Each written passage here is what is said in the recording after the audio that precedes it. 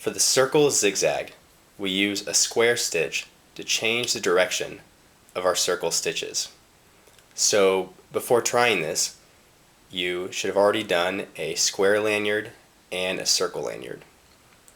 Start by doing the starting square stitch and then do 8 circle stitches. Now that I've done 8 circle stitches, I'm going to use a square stitch to change directions. So here we see that my red strand is on the right at the top. So I'm going to do a square stitch,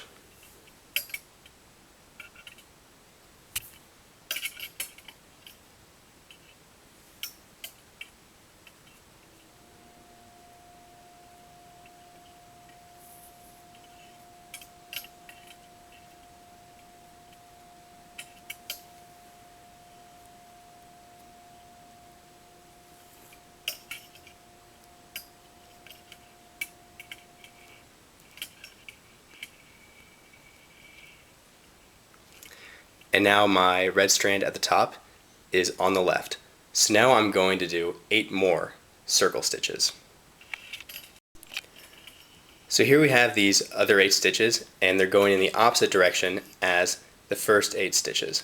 So again, I'll do a square stitch to change direction, and then I'll do 8 more stitches, and then I'll just keep repeating this process until I'm ready for the finishing square stitch. Now you don't have to do 8, you can do any number. I was just using 8 to illustrate.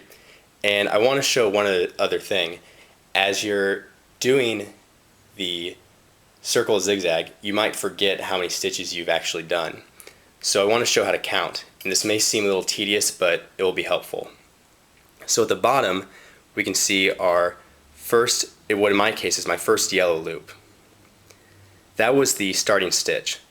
And then if I count around these yellow loops, that will tell me how many stitches I've done. So there's a starting stitch, and then there's the first circle stitch, second circle stitch, third, fourth, fifth, sixth, seventh, and eighth.